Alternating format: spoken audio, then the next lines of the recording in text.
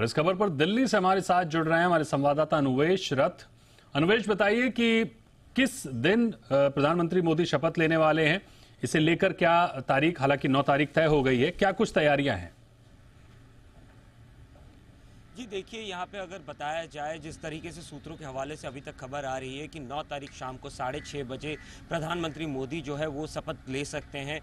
भारत के दोबारा वो प्रधानमंत्री तीसरी बार बन जाएंगे। लेकिन हालांकि क्योंकि मेजॉरिटी इस बार मैजिक नंबर है वो बीजेपी नहीं छू पाई है, इस वजह से जेडीयू और टीडीपी दोनों का साथ बीजेपी को इस बार लेना पड़ रहा है। जिस वजह से यहाँ पे अगर आप देखें तो जेडीयू का यहाँ पे अगर मांग देखा जाए, कई मांग रही है मिनिस्ट्रियल पोजीशंस के लिए, मिनिस्ट्रियल सीट्स के लिए रही है। लेकिन उसी के साथ साथ जेडीयू का ये साफ साफ कहना है कि जिस तरीके से अग्निवीर स्कीम को लाया गया और हिंदी हार्टलैंड में जिस तरीके से स्पेसिफिकली अगर बोला जाए तो यूपी और हरियाणा में जिस तरीके से बीजेपी की नंबर ऑफ सीट्स कम आई हैं इस बार, उस चीज़ को देखते हुए, और बिहार में भी जेडीयू का ये कहना है कि जो वोटर्स हैं उनकी कई मांग में से ये एक मांग थी कि अग्निवीर जो स्कीम है उसको रीथिंक किया जाए, उसको दोबारा से उस स्कीम को एक बार रीचेक किया जाए और जितने भी पार्टीज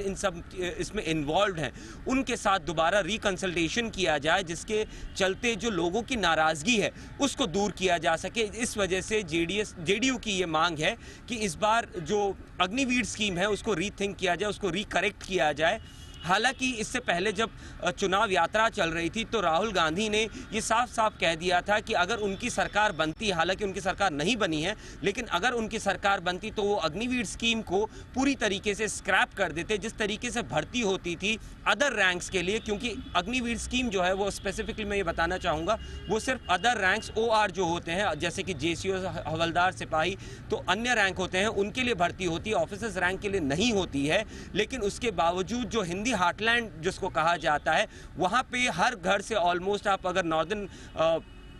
यूपी का बेल्ट देखें, आप हरियाणा का बेल्ट देखें, हिमाचल का बेल्ट देखें, ये ऐसी जगह है जहां पे लगभग हर घर से एक इंसान फौज में जाना चाहता है या फौज में जाने की इच्छा रखता है। लेकिन वहीं अग्निवीर स्कीम के चलते एक सर्टेन अमाउंट ऑफ टाइम के बाद उनको आर्मी से जाना पड़ता, उनको बाहर की नौकरी करनी पड़ती। इस चीज़ को लेके लोग काफ़ी नाराज़ थे, इस रिक्रूटमेंट को लेकर लोग काफ़ी नाराज़ थे, इस रिक्रूटमेंट स्कीम को, जिसके चलते जेडीयू की ये मांग रही है कि अग्निवीर स्कीम को दोबारा रीथिंक करना चाहिए, दोबारा टेबल पे लाना चाहिए और दोबारा इसको सोच विचार करके आगे बढ़ना चाहिए। बिल्कुल, बहुत शुक्रिया करेंगे अनुवेश आपका इस पूरी जानकारी पर हमारे साथ जुड़ने के लिए।